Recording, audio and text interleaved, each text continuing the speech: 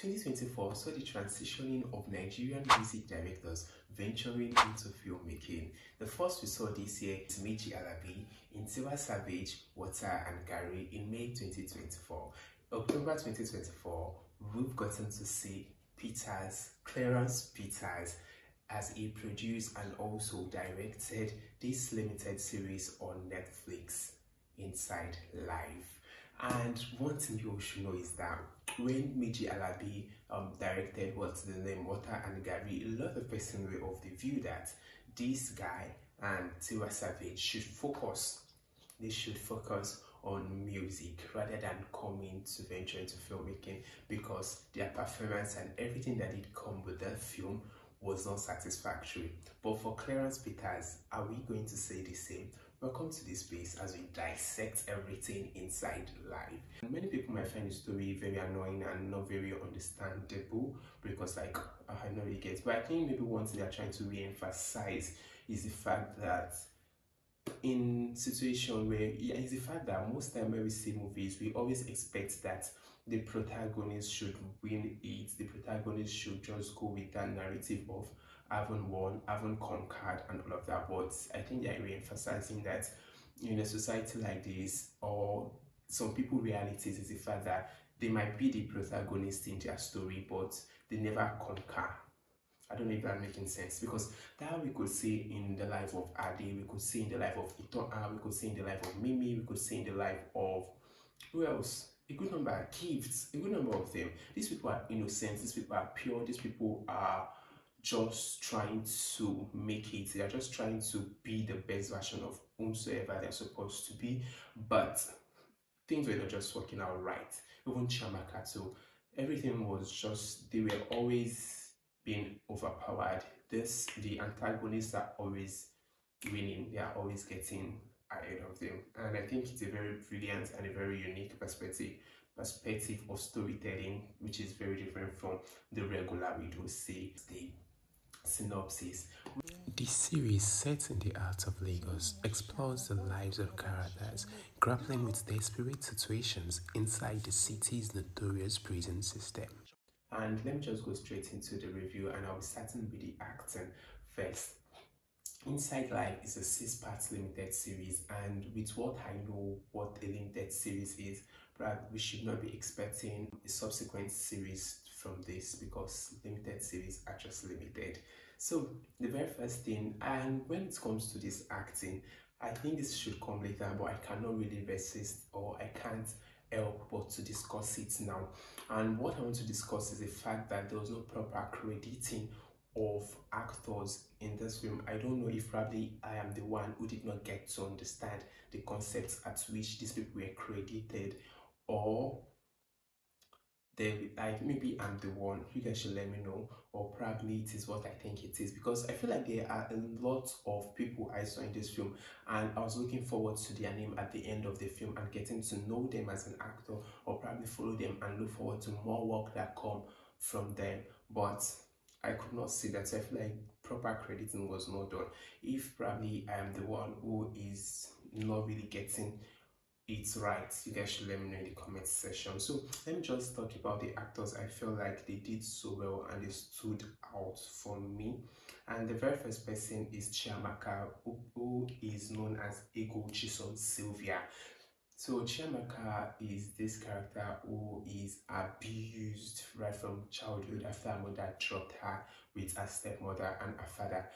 Throughout that episode where they did told this Chiamaka story, I was of the view that her mother is a horrible person. Why would she choose to go and drop her child?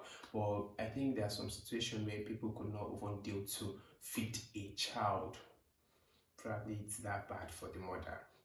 So this actress, Ego Chisom Sylvia, I really love her performance. She really gave it all she does need to give it, and this is the very first time I'm seeing her as an actress, and I feel like every other time I get to see something from her, I would love to see it. Then we also have the character Mimi, and also the Itohan character. So when I was talking about lack of proper crediting, after every episode I went to check the list of names, and I did not see any character like the character Itohan and getting to know the name of that person. So you guys get what I'm saying here. So these two characters, so I really love them. One thing that I find so interesting about this film is the fact that there is the use of actors and actors that are not like in the mainstream, or probably in the mainstream we don't get to know them. So it's a very brilliant one to see people different from the regular faces we see, and getting to know that yes, these people are talents. And another person I kind of find interesting is the guy who played Ade, that's Chikon Babaoja. Yes, when I went to check the list of people on the film, I checked for episode 1. I was thinking probably maybe subsequent episode I would get to see it. I did not go. I knew Chikon Babaoja before now, like I've seen films he had acted in. So I feel like that's Chikon Babaoja. But I just want to confirm at the end of the film, we're getting to see the credits, the place where they give credit. I could not find that name. I could not find Adi. I could not find Chikon Babaoja. I had to go check and confirm from Instagram if he posted anything related to the film to be sure he was the one in the film. And I think it's a very bad thing for a big film like this. Also, this character, this actress, Uzomaka Aniono, she played Titi. She's a phenomenal actress. I love her performance here. I've seen her in a Showmax limited series. I can't remember the name right now. And Diche, and she did so well. So the next person on my list is the girl who acted Gift. Brilliant performance. Then honorable mention Scarlet Gomez. You should know her in a performance in Wora. I'm feeling like Scarlet Gomez is fast having this devilish character, and she did so well. I also love Magdalene Otanwa and Gabriel Afolayan, even though their role were very kind of minor, we don't get to see them every now and then. I love what they did. I love Magdalene Otanwa for the fact that she's just so good with language. Do you see how fluent her Yoruba was in that film? And I've seen a couple of films where she spoke Hausa and she's just so good at it.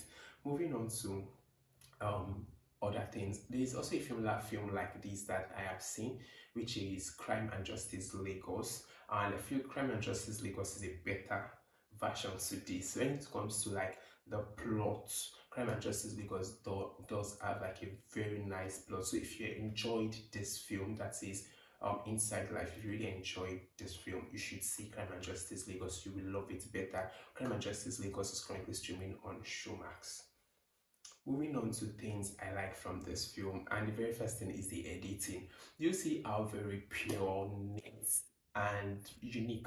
I think that's the thing. So the editing seemed very unique. And I feel like some people might actually see it as too much. Like it was as if there was too much of it. Like they could have maybe toned it down. But for me, I'm saying people's opinion. But for me, I really love it. It's very unique. I love it. Then the storytelling. So the storytelling is brilliant.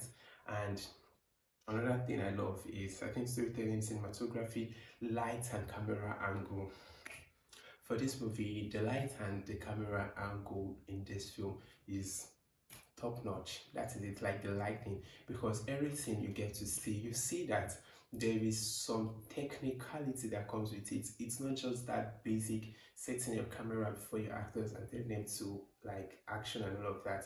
You could see that the angles at which this camera are pointed, the way at which their lights are done, you know that this is a very unique one. It's not the regular, like they decide to do some technical, like it's not just basic basically. Then actors did well. I love the dialogue in this film, even though some were too much, like the one with Magdalene Otanwa and Gabriel Afolayan.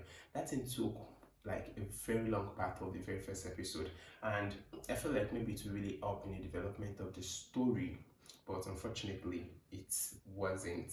Because if it's a limited series, probably if it wasn't a limited series, I could say probably subsequent series, subsequent season might get to understand it. But if it was a limited series, I think that dialogue was too much and unnecessary.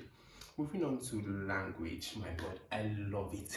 I feel like I've been doing so much of I love it when it comes to discussing Inside Life, but it's just what it is. I love the fact that there is a diverse language. If you're telling a story about a community, a society like a Lagos society, it is very interesting to see that we all should know that a society like Lagos is one that houses multi-ethnic group, and getting to see that we have that diverse language present, and the fact that we know that Lagos is a place where you could come across like multi-ethnic group. It's just so brilliant to see. I love how the language we put together. The Yoruba, brilliant. The Igbo, amazing. And I don't know which language. I think that should be like an Yoruba language, or probably Benin. You guys should let me know what language was that which they spoke in the that's the Itohan and Mimi's family. What language was that? I would love to know. But I am guessing it's either a Benin language or Yoruba. Moving on to the next is music and soundtrack. I think I don't want to do too much with it, but music and soundtrack, brilliant. Then what didn't work for me?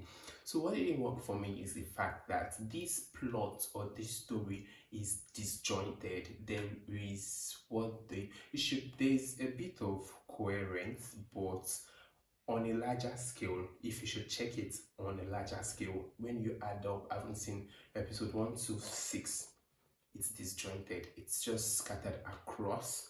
Yeah, and I think it's one thing I don't really like. And there's a lot of unanswered questions when it comes to some characters. We don't really know their impact, we just know they did showcase at the point in time. One thing I was believing that this story, and also one thing I did not really like again, is the fact that we add this supernatural story that comes with the last 2 episodes, and this I don't know if I'll say Game of Thrones for who wears the name, the ring and all of that. I find very unnecessary. I find it very, like, it was a very unnecessary one for me, because I can't really see the impact of it into the story on a larger scale. I might be saying rubbish, so I would like to be educated in the comment section, because I don't really see the impact, and it just makes the story to be scattered across, and like, what happened? And all in all, is it a good film? It is, but it's not the best, and I really look forward to Clarence Peters doing more movies. Bye.